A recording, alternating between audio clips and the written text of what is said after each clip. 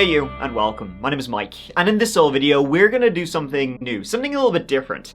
And that is an iceberg video, specifically about bizarre or disturbing disappearances.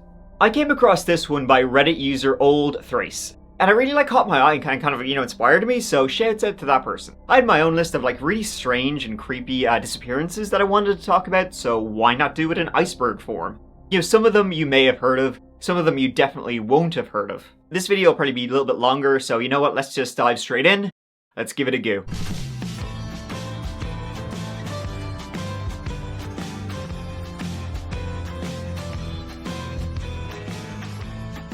So to begin with tier 1, I want to stick with disappearances that are weird, but, likely explainable. These are mysteries that are a little bit older for the most part, as in, probably wouldn't be a mystery if it happened today, and a lot of them have been covered pretty well, so we won't get too much into it. You probably already know, all about these ones, but as we go down the tiers, things get, frankly more terrifying. Amelia Earhart. So on tier 1 we have Amelia Earhart's disappearance, which you're all probably pretty familiar with or have heard of at the very least. After receiving a real Irish welcome, I took a Paramount plane to London and there received a real English welcome. In 1937, pilot Amelia Earhart took off from Miami on June 1st, 1937. Took off with her navigator Fred Noonan, and she was aiming to be the first woman to circumnavigate the globe. And it was while over the Pacific Ocean on her last leg of the journey that the pair vanished. The last reports from the two was that they were having radio problems, and then they vanished near Highlands Island. A United States Coast Guard ship was in that area there to provide support, but the last they heard was that they were having communication difficulties, that the radios were not working properly, that fuel was running low, and then they were gone. They likely ran out of fuel and are at the bottom of the ocean. Some think her and Fred landed on an island, but on a completely deserted one with no water. There's an island that's been theorized they may have landed on, but that island was actually searched really soon after they lost communications and when the search for the pair began. Nothing was found there, all the way back then. Madeleine McCann. Madeleine McCann, then probably the most famous disappearance in, recent times. In 2007, 3-year-old Madeleine disappeared from her bed while on holiday in Portugal. Her parents went out, for dinner, they left her alone in the holiday apartment. When they returned home at 10 p.m, she was gone. Gone girl to this day. There were sightings of mysterious people around then, like someone carrying a child, though that could have been a misidentification. And her parents, Kate and Jerry, came under suspicion, maybe they did something. But the search was huge, and to this day, it remains a mystery. How do you deal with the fact that more and more people seem to be pointing the finger at you, saying the way you behave is not the way people would normally behave if their child is abducted, and they seem to imply that you might have something to do with it? The facts are out there. We were dining very close to the children, and we were checking on them very, very regularly. We are very responsible parents and we love our children so much, and I think it's only a very few people that are actually criticising us. Now, there were some updates to the whole Madeleine McCann thing, even recently enough in 2020, 13 years after she mysteriously vanished. German police identified a person of interest, Christian Bruckner, a German fella. He was a convicted sex offender who was believed to have been living in a trailer near where Madeleine disappeared. He still says he's innocent, but you would say that. And a dam near where she vanished is still being searched even now, even in 2023 when this video is coming out, still being searched that likely she was killed and her body was thrown in the dam. Roanoke Colony. And finally on tier 1, I'm easing you in folks, these are all pretty well known disappearances like this one, which is the Roanoke Colony disappearance. Again, a pretty famous one from history, I'm sure you've all heard about it. The Roanoke Colony was the first permanent English settlement in North America. It was in North Carolina. There were about 120 colonists living there, surviving there. But then, in 1590, the whole colony vanished. The fate of those colonists still, remains a mystery. Kind of. On one of the wooden walls of the colony, the word Croatoan was found carved there. Which is ooh, creepy. What does Croatoan mean? Like a neighboring island that was Croatoan Island. Now it's called Hatteras Island. As in, like, the colonists probably abandoned Roanoke, went to live with the natives who lived on that island and were either, like, killed by them or just went to live with them, which wasn't a terribly actually uncommon thing for colonists to do back then because the natives' lifestyle was pretty good. Either way, though, it's like a fun mystery, but I guess I kind of use mystery in like a loose term. Alright, so now for tier 2, disturbing disappearances, and this is when things start to get pretty creepy. Louis the Prince. First of all, let me start with an older disappearance. I think this is like the only old one I have left on the list, and this is the mysterious disappearance of Louis the Prince. He was considered the father of cinematography and the first person to shoot moving images back in the day. Like 150 years ago, it's quite a few days ago. It was in 1890, however, that Louis le Prince disappeared while aboard a train going from Dijon to Paris. He was getting ready to travel to America to unveil his invention, but he never made it. He did get on the train. His brother in Dijon saw him board the train, but he never got off the train. Or he never got off the train in Paris, at the very least, where his friends were waiting for them at the train station. There was a mega search, but Louis just never materialized. Ever. Some say, on the train he was forced off and then murdered, either due to a familial dispute, due to money, or the big conspiracy theory about Louis the Prince is that good old Thomas Edison, that old son of a bitch, he had him killed due to him filing a patent about moving images, because, Big Eddie just wanted to be the first to claim everything. William Tyrrell. Now we're going to be sticking with modern ones, folks, and the next up is the really weird disappearance of William Tyrrell. William was a 3-year-old boy who disappeared from his grandmother's house in Kendal, a town near the southeast coast of Australia, just a few hours north of Sydney. William was a foster child and he was there playing with his sister in the front yard, the backyard of his foster grandmother's house. They were being watched like the whole time by foster mother. Seemed to be having a great time. They were playing hide and seek. Then at one point his foster mother, she went in to make a cup of tea. When she turned around, he was gone. This picture was taken just a few short minutes before he disappeared. Searches were done everywhere, including in the forest, which was literally right across the road, but nothing. He was here 5 minutes ago, I said, well, where's he gone? She said, I can't find him.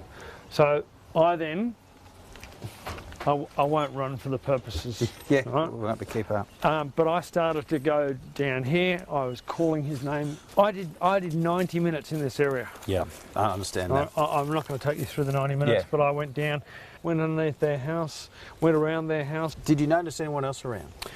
Not straight away. Not straight away. They're away. I didn't even look up there. There didn't seem to be anyone else coming out around this area. It was kind of believed initially that he may have been snatched off the streets by like a sex offender who was just opportunistically saw a child and took them. All sex offenders in the area though were investigated and none brought up anything. A reward of $1 million Australian dollars was offered, but nothing was ever found. The disappearance of William Tyrrell has always been a really, really scary one. In fact, when I first read about it years and years ago, it always really bothered me. I think I'm not a parent, but it's like what you can imagine a parent's worst nightmare is. But then, even more recently, in the summer of 2023, William Tyrrell's foster mother, who's kind of always looked at, squintily, because, I talk about true crime all the time, and it's always like the last person to see him. One of Australia's most baffling cases, the disappearance of 3-year-old William Tyrrell. Detectives now believe there's enough evidence to charge the toddler's foster mother over his disappearance. Well, the police recommended charging her with perverting the course of justice and interfering with a corpse. The authorities in Australia, they seem to think that William may have been killed in the house accidentally, and then she went and hid the body. But of course, she's denying it, and who really knows what happened to him? It's a really scary one. Michaela Bali. Michaela Bali was a 16-year-old Canadian. She disappeared in Canada in 2016, and her disappearance is really strange. She was living in Yorkton, Saskatchewan, and on April 12th, 2016, she went to school. Her grandmother gave her a ride to the school as normal. But once she arrived at the school, she went to her locker, left some books in there, and then walked straight out of the school. She walked into town, attempted to pawn a ring but got nothing for it, then went to the bank, took out $55, and then went to get a coffee. In the coffee shop, she was seen dismantling her phone and then putting it back together, and she stayed there for quite a bit. Then she walked out of the coffee shop, immediately walked right back into the coffee shop, and went to use another door. Why? She walked around the block a few times, then went back into the coffee shop once again, which is like a Tim Hortons. In there, she walked over to an elderly woman to ask about help for renting a room. This elderly woman said no. She then walked to a bus station, asked about a ticket to Regina. Then she went back to school, spoke to two of her friends about going to Regina. Like, what she was up to that day is really, really bizarre. She was going in circles like the entire day. Then she again left the school, went to another restaurant for lunch, and then she disappeared. Throughout the day, she was texting her friends saying she had some problems, but she had figured it out. She had sorted it out, and she's never been seen again. On April 13th, the day after she was last seen, her phone was turned off at 6:50 a.m., never turned on again, and she never used her bank account again. Nothing.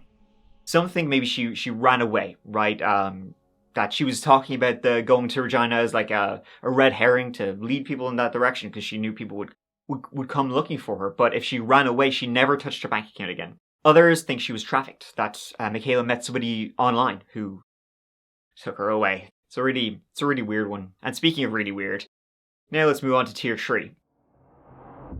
Ryan Stuka.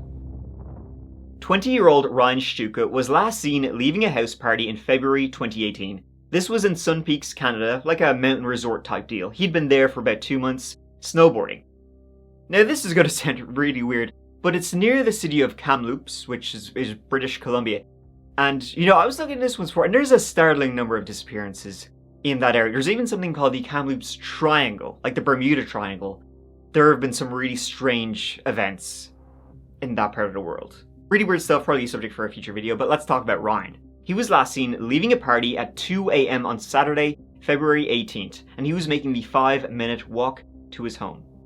He did not make it, and he never showed up for work the following day. He never used his phone again. No, nothing. During that 5-minute walk, something happened. This was a walk he made a few times. He'd been in the area a couple of months at this stage. It wasn't like he would have gotten lost or anything like that. The police have no leads. They're still looking into his case to this day, and they have absolutely diddly squat. But there's one creepy incident which somebody reported the same night he disappeared. A resident who lived about 20 minutes away from the house party Ryan had been attending was woken up in the middle of the night around 2 a.m. when Ryan would have been walking home. They were woken up because they heard somebody shouting outside, "Get in the car." That was it. What's weird is that this house was 20 minutes away when Ryan lived 5 minutes away. So what? If this has anything to do with Ryan, what he was doing in that part of town is even stranger. Asha Creamer. Next on our disturbing disappearances, we have 26-year-old Australian woman, Asha Creamer. She had been in the USA living with her boyfriend in Albion, Northern California. And in September of 2015, she'd been going through a mental health crisis, like pretty severely. She hadn't been able to sleep for 5 days, she was shouting randomly, she was hallucinating. It was very scary stuff, and Asha had no prior history of mental health difficulties at all. It just came upon her one day and it never left. She was hospitalized. Or rather, they attempted to hospitalize her. She actually resisted so fiercely, she just left without being treated. The doctors let her go with her boyfriend and with one of Asha's childhood friends from Australia who was over visiting, and they were obviously very, very, very worried for Asha. So the three of them, they left the hospital, they were driving home, and they decided to stop in for breakfast along the way. 3 of them were in there munching away, and then Asha's friend, the one from Australia, she says, I just gotta use the bathroom, be right back. She gets up off the table, she goes to use the bathroom. Then, a couple of seconds later, Asha says, I'm gonna use the bathroom too. Follows her. Okay, the boyfriend was then alone at the table. Then Asha's friend comes back, and the boyfriend says, hey, Asha, just followed you in. No, she didn't. She's never been seen since. She likely walked out of the restaurant, used the bathroom as an excuse, but she was completely barefoot, no money, no wallet, no nothing. Her jacket was later found along the road with no sign of Asha. Julie Mott. The next one is really strange and really weird because the person who actually vanished wasn't alive. In 2015, 25-year-old Texan Julie Mott passed away from cystic fibrosis. It was extremely sad, and her memorial actually took place on the day she was due to turn 26 years old. Her body was laid out, extremely upsetting for her friends and family, and after the ceremony her body was, wheeled away and she was going to be cremated the following morning. So then the following morning an employee opened the place up, walked in, and saw her casket. Empty. The hinges had been busted off the casket and her body was gone. But what was even weirder, I'm not sure if it's actually possible to even be weirder than that, was that nobody had been in the building since the previous early evening. They closed up shop at like 4:30 p.m. Nobody had been in there till the employee came in the following morning. The alarms hadn't gone off in the building and there was no sign of forced entry. I don't know how that's possible, but somebody figured that out and managed to take a body out of the place with them. And her body has never been found. Why would someone steal a body? Unwilling to discuss last week's baffling disappearance of Julie Mott's body hours before it was to be cremated, a psychiatrist did speak generally about why someone would want to steal a corpse. Individuals have stolen back the body of someone who was very close to them to keep them near to them because they couldn't bear that loss. Police think her ex-boyfriend was behind it. He was lingering by the casket when everybody had left. He harassed the family. It seems he had been obsessed with her.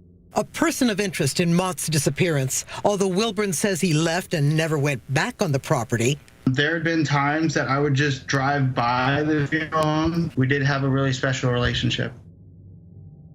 Still to this day, where her body is, who did what with it, no one knows. Now we move on to tier 4, and these are all extremely creepy but kind of murdery. Jamie Fraley. See, in 2008, 22-year-old Jamie Fraley was very, very ill with a stomach flu. She had been to the hospital 3 times in 24 hours. Once the initial visit, the second time she was there in the waiting room for hours and she just gave up after a doctor didn't see her. But it had been so bad she decided she needed to go back to the hospital once again. Now Jamie did not drive, so she was waiting on a ride and on the phone to a friend at the time. She ended the call to that friend with, "I have to go, my ride is here, he is here." Who that he is a mystery. Jamie never made it to the hospital. She has never been seen again. Her family went to check on her the next day at her North Carolina apartment. It was locked. She hadn't returned. The police began an investigation, the FBI got involved, but nothing. To this day, she has never been found, and who took her to the hospital remains a mystery.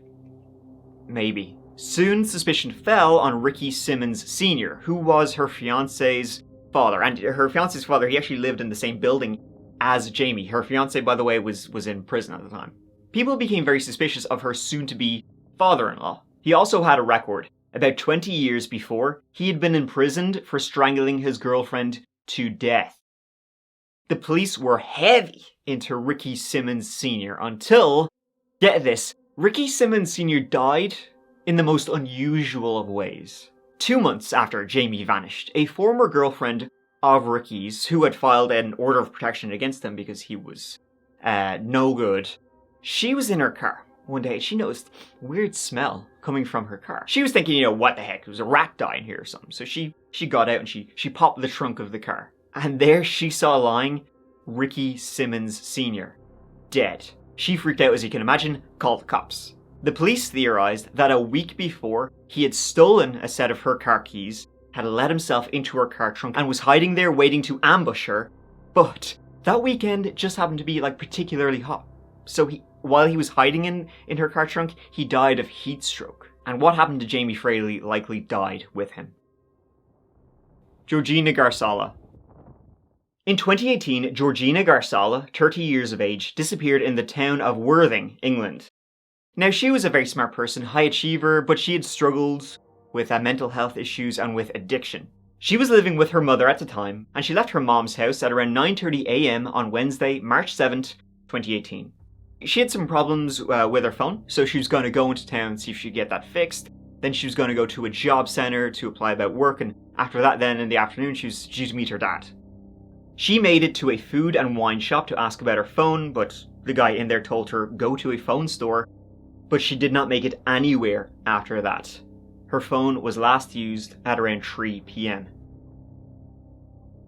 She wasn't reported for a few days due to her kind of doing a vanishing act wasn't exactly unusual for Georgina, but when the police began looking into it, they theorized maybe she harmed herself somehow, that she had ran away, which seemed very unlikely, or that she had been abducted and murdered. Option 3 was seen as most likely.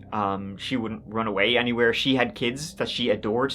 And on that last day when she was seen, she was with some unidentified people. And in fact, 2 men were later arrested on suspicion of her murder, but were released without being properly charged. What people think was that it was linked to drugs or sex trafficking, and she will never be found. Anything is absolutely possible. So now let's get on to tier 5, and let's begin with some creepy disappearances in the woods. And we can begin with the very strange and baffling disappearance of a YouTuber, a guy he was a outdoor survivalist guy, Finn Creaney. Finn was a Highland survivalist. He made a number of videos on YouTube showing him living out in the remotest of Scottish Highlands. Well, I've arrived. Where have you arrived, Finn? I've arrived at beautiful Loch Lass. And why? Why have you come here, Finn? Well, tonight I am going to try and sleep way up there. Quite high, as far as you can go up to the very tip of the forest where I'm going to reside tonight. He was a real Bear Grylls type, very good at it. He knew his stuff, he knew how to live out there. Hey, I'm Finn, and welcome to the Wildcat Way. Today, we're doing the Survival Challenge Bronze, and we're way up here on location at the Cairngorm Mountains in Aviemore. Right, I've arrived at dinner time. I'm always in time for dinner.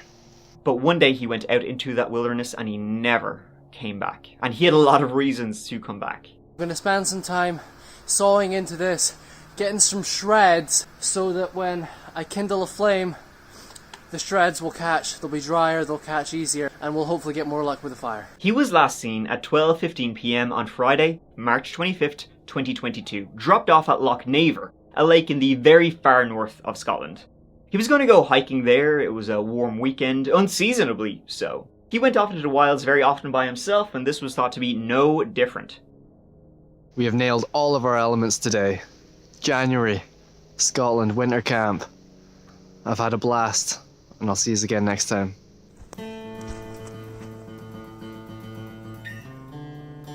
He was dropped off on the Friday. He was due to be home on the Sunday, but he never made it. Extensive searches never found any trace of where he had been, where he could have gone.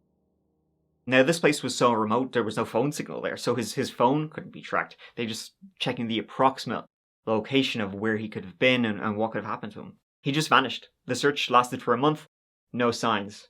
Now, Finn never seemed to be going through any kind of mental health struggles, like, you might be kind of like thinking that. His wife had just launched a very successful business. He was really proud of her. They had just had their first child, and she was actually pregnant with their second child. To this day, appeals are still sent out asking for help with finding Finn Creaney, but nothing. He just disappeared into the Scottish Highlands. Ben McDaniel.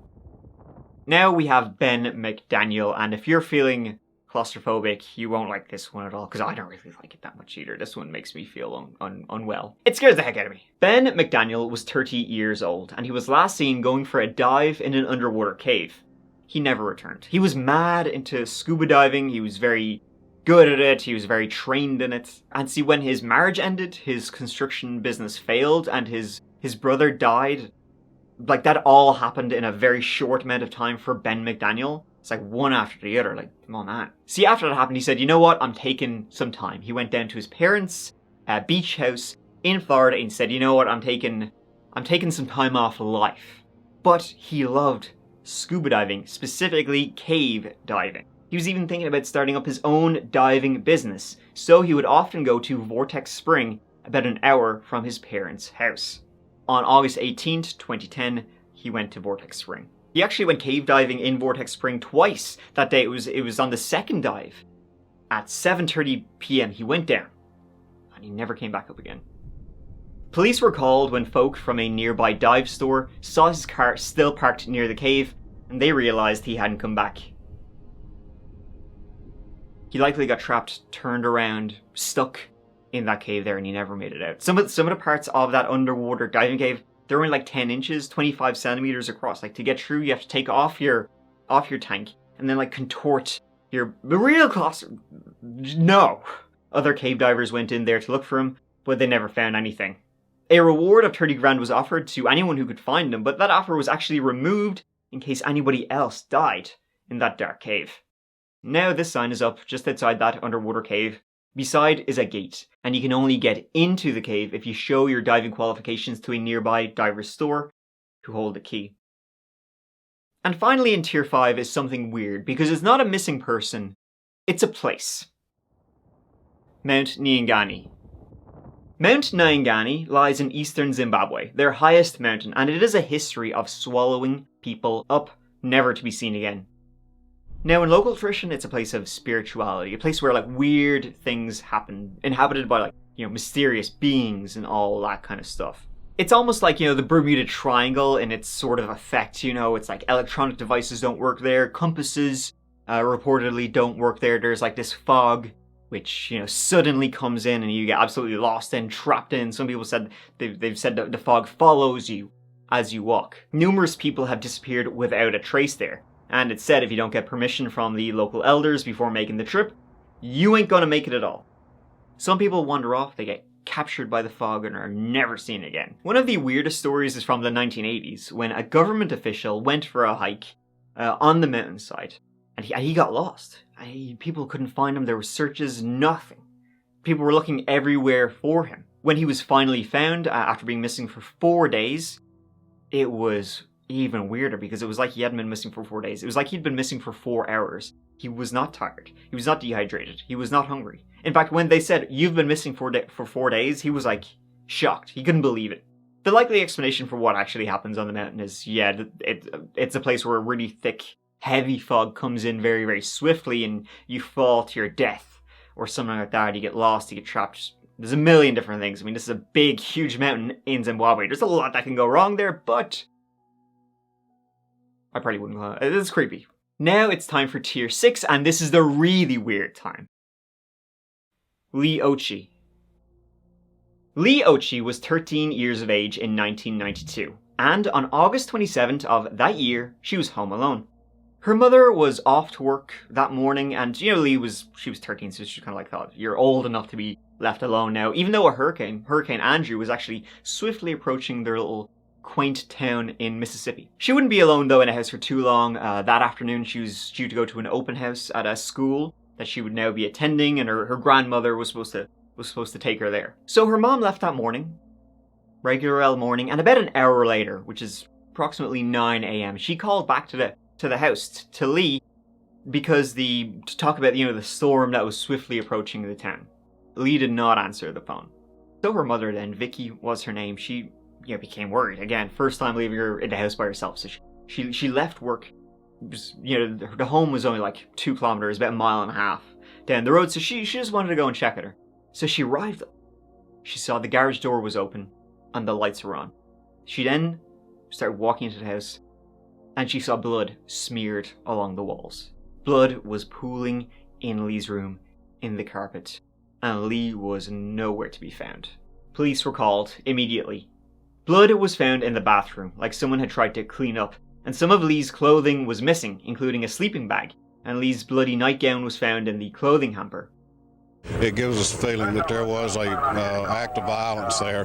That's all we know right now. Now I know you're probably thinking, well, Lee's father, he lived in Virginia. He was in the military and he was based there. And Lee did have a stepfather who there was some kind of rumors that he was abusive towards Lee, and her Vicky and the stepfather had split up, but both of them were ruled out pretty swiftly in the investigation. Please go out and search your property, have your neighbors and friends go search their property so that we can find my daughter. If you're out there and you can see this, please contact us. No matter what, just please let us know if you're all right. Searches were done everywhere around the small town of Tupelo, in the woods, and nothing was found. The hurricane would later be downgraded to a storm, but it was still very, very heavy rain that washed away anything which could have been there to indicate what had happened to her. Then, 13 days after she disappeared, a package was sent to Lee's home, addressed to her stepfather, weirdly enough, and inside the package were Lee's glasses. Police checked all over the package to see who had sent this. the same person who abducted Lee, right? But there's no fingerprints, no DNA, and the package has been sent from a town about 30 miles down the road. There were rumors about Vicky, Lee's mother, and she failed 3 separate lie detector tests, but still to this day denies doing anything before she left home for work. And there was a lot of finger pointing in town, like it must have been somebody Lee knew, somebody, Lee, home alone, would have opened the door to and let in. Like the local Sunday school teacher, who did in fact later abduct another girl and sexually assaulted her. This guy, Oscar Kearns, allegedly took an interest in Lee. Oscar did 4 years for abducting the other girl, and in 1999 kidnapped a married couple and sexually assaulted the wife. He refused to speak to the authorities about Lee, and then he died in 2021. And what happened to Lee? Nobody knows. Dalen Pua. In February 2015, 18-year-old Dalen Moki Pua was going hiking in Hawaii. He was from the Big Island and was visiting his grandparents on Oahu. And he had planned to hike the Stairway to Heaven, which is the Haiku Stairs, is what they're called. Now, it's banned. You're not allowed to do that hike anymore. It's not open to the public, and it was banned at the time. But, Dalen Moki was an adventurous guy, right? Despite his grandmother warning him, don't do it, he still was like, I gotta do it. He got on a bus going in that direction, and he was never seen again. Now, what makes the story really creepy is that we know he got there because he was sending pictures. He began sending his friends pictures he was taking while he was actually on that hike. Then he stopped around 11 a.m. Quiet after that. Nobody knows what happened. But in the images he did send, well, this was one of them. It appears there was someone else on that same trail. That banned trail that they shouldn't be on that very day. You gotta wonder if Dalen even seen this person was there. Did he notice in the picture they were there? Who that person was remains a mystery. Then 3 days after he vanished, 2 hikers who were again in that area, not on the trail, but in the very area, the same area, they heard somebody shouting for help in the distance. The search went into looking for that. That was never found. We have gone over an extensive area with Air One doing its search several times over the past 2 days. So now we're going into the more high probable areas if he was in trouble. The last cues of his whereabouts came 4 days ago. Pua posted 4 scenic shots to social media at around 11 Thursday morning. Cell phone records indicate the last activity on his phone at about 3:30 in the afternoon. There's been nothing since. A massive search went on. Helicopters, drones, you name it. But nothing of Dalen's has ever been found. Likely he fell and tragically passed away somewhere. It's very dense, so searchers may have been right on top of him, but never found him. He could have been right there at their feet the whole time. Mayumi Arashi. In 1994, 26-year-old Mayumi Arashi, she had had 1 daughter and another was on the way. Now, Mayumi had a difficult labor the first time around, so with another on the way, she went back to her family home in Tokyo, so she could have the help and support she needed, with her parents and her older sister Yoko there too. Her husband stayed in their home. So she went to give birth, it was all good. Her older sister Yoko actually worked in the hospital, so that went swimmingly. That was until Mayumi disappeared, of course. On September 2nd, 1994, she told her family she was going to meet a female classmate that evening, and she never returned. Her family, they soon became extremely worried that she wasn't going home. They contacted that female classmate who said, "No, I haven't seen Mayumi in years. We never agreed to meet up." Mayumi Arashi was reported missing, and the search began, but no sign has ever been found. Weirdly, shortly after she disappeared, a man, identified as Mr. A, repeatedly kept calling the Arashi home, asking for Mayumi, asking about her condition. Later, a note was found in Mayumi's wardrobe, which said, "I betrayed my husband. I am dating Mr. A, but I was betrayed by Mr. A. This may be my betrayal of my husband. Punish me. I'm very sorry, everyone." Mr. A was eventually tracked down. It seemed like he had no clue what actually happened to Mayumi, but he did say, "If Mayumi is really dead, then I'm going to jail." So then, years later, I'm talking years later, in 2011, a Japanese TV show was doing a special about Mayumi's disappearance, and they went to interview her family. They went to interview her dad. And while they were interviewing Mayumi's father, viewers noticed this note in the background. It reads, "Don't believe what Yoko says." So likely somebody knows a hell of a lot more about Mayumi than what they're saying. But who put up that note? We don't know. And finally, tier 7, which is the really disturbing tier. Kenny Veach. This first one I want to mention is something I actually covered in the early days of that chapter. It's one that I covered, and it's always been really freaked me out ever since I've covered it, and that's the disappearance of Kenny Veach.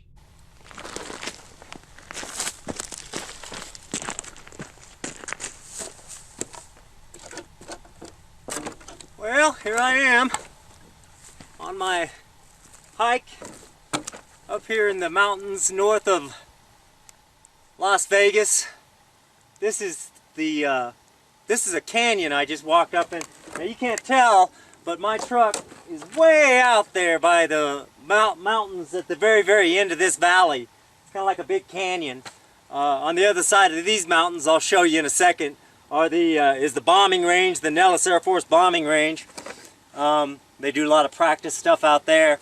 This is an old mine, and I'm looking for a cave that I found, and I didn't have a sidearm when I was here before, and something about that cave just spooked me. Out of all the caves I've ever gone in, this one just made my body vibrate. The closer I got to it, the crazier my body felt, and I was like, all right, I'm not going to go in there right now, but I'm coming back someday. And I talked to some people on YouTube, and I told them, hey, I'm coming out here, you know, because they kind of called my hand on it. So I don't know if there's going to be anything to it, but it might be interesting. It's shaped like a big M. It's a big cave that looks just like a gigantic M, and it's about as tall as I am and kind of narrow.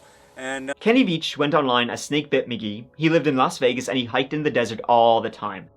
And it was this video which set things off in motion. The M Cave, the mysterious M Cave, which seemingly scared 7 shades of shite out of Kenny Veach. One time during one of my hikes out by Nellis Air Force Base, I found a hidden cave. The entrance to the cave was shaped like a perfect capital M.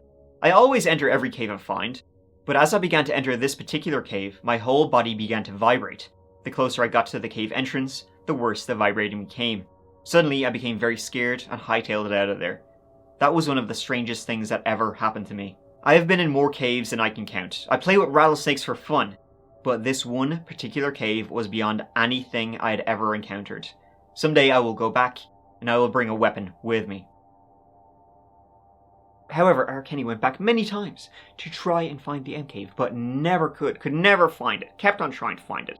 Whether it was related to something really creepy, or, you know, the conspiracy theories started coming out that it was like Area 51 or interdimensional or aliens or something really, really weird. Whatever it was scary, or at least it scared the shit out of him. One day though, he went out to find it and he never returned. On April 10th, 2014, Kenny ventured forth for the last time. He said he was going overnight, be back soon. Mojave, here he comes. After that was radio silence. These searches began for him, and 12 days after he ventured forth, his cell phone was found in the rocks of the desert, in the hills and the rocks of Mojave. His cell phone was actually found right outside an old vertical mine shaft. So they were like, did he go down there? Did he fall in? Didn't seem like it. They couldn't find any trace of him there at all. But what could have happened to him? I mean, hey, going out into Mojave, it's no fun. But Kenny was a very experienced, avid hiker, outdoorsman, all that sort of stuff. So why he would just abandon his phone? Why he couldn't get help if something did happen to him? And what was the deal with the M Cave? okay, so I'm back. I came down one mountain. I came over a ridge and I dropped down inside this canyon. Now that's actually behind me. I'm actually going. There's big mountains over there. There's a few caves over there, but that's not where I found it. Out that direction is the direction I'm heading. Down here, I'll walk a little bit. I haven't come to the area where the cave is, so it's along here somewhere. Later, a woman named Sherian, claiming to be his girlfriend, commented saying he would never be found. Okay, and to just go and enjoy your lives, don't bother looking for Kenny. Which is weird. She's pretty confident he's no longer with the living, that he likely took his own, but it's still the weirdness lives on. She would say he had been battling depression and all that sort of stuff. She would say it, and she was saying this years later. I mean, I don't know if the family would agree with that, but who knows. But a lot of others think he did find the cave, and he's never coming back. I mean, it's the desert, the heat, the mines, a million different things, but Mostly it's creepy.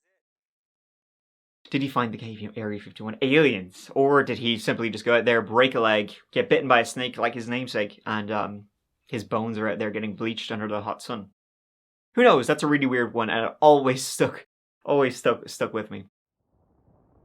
Terrence Woods. On October 5th, 2018, 27-year-old Terrence Woods Jr. vanished in the Idaho woods. His story is extremely nuts. Again, it's one that's really, really stuck with me, which is kind of one of the reasons why I wanted to make this video, because there's all these disappearances that I've just never been able to get out of my head. I actually talked about his disappearance on That Chapter podcast before, but it's crazy. Terrence Woods worked in TV production and got a job as a production assistant for the Discovery series Gold Rush, Dave Turin's Lost Mine. So Terrence and a whole host of people were out there, in the middle of the woods, filming at Penman Mine, an abandoned gold mine. Things had been going well, but then, on the morning of October 5th, 2018, Terrence texted his dad saying he was going to be home early, which was unusual, because the shoot was due to last for a good couple more weeks, and, Terrence seemed to enjoy his job. He was very, very good at it, so his dad was kind of strange, why are you coming home early? But he never said. Then, later on the same day in the evening, on this set in the middle of the woods, surrounded by staff and lighting equipment and TV equipment and whatever, he suddenly was standing there. He dropped his radio and he sprinted into the woods. He sprinted off the set. He sprinted down this very steep cliff and then into the woods, never to be seen again. People said he was running like he was running for his life.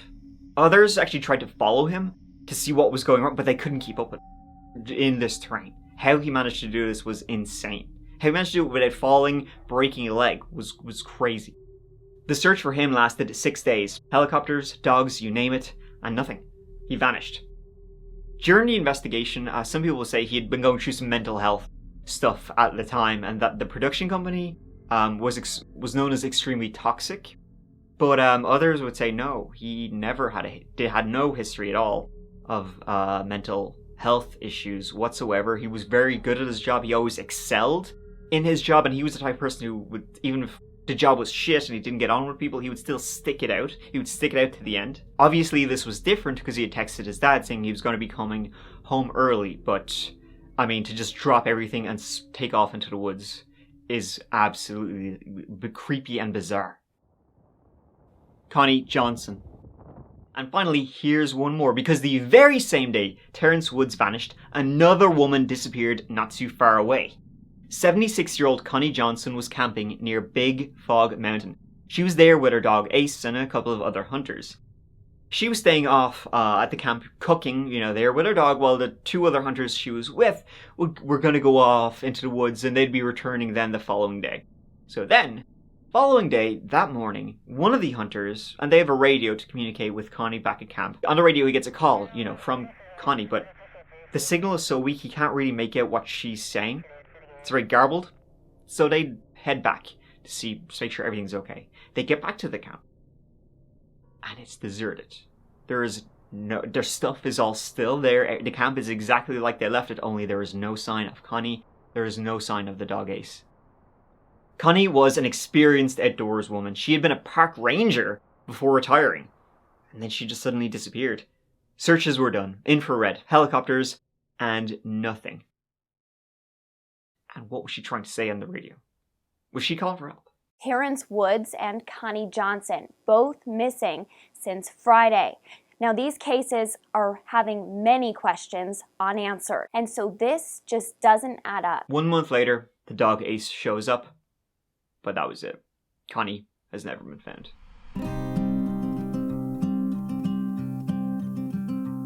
Thank you so much for watching. I hope you enjoyed this video. It was something a little bit different, a little bit creepier. Like I said, there's a lot of stories here which I wanted to cover, so why not just put them in a big old video and do as like an iceberg thing so that they get more creepy as we go along. I hope you enjoyed it. Please let me know your thoughts on all of these cases down below, and hey, if you liked this sort of style video, maybe I can do other ones in the future. So yeah, maybe I'll cover some more disasters, internet mysteries, unexplainable events, mysterious things.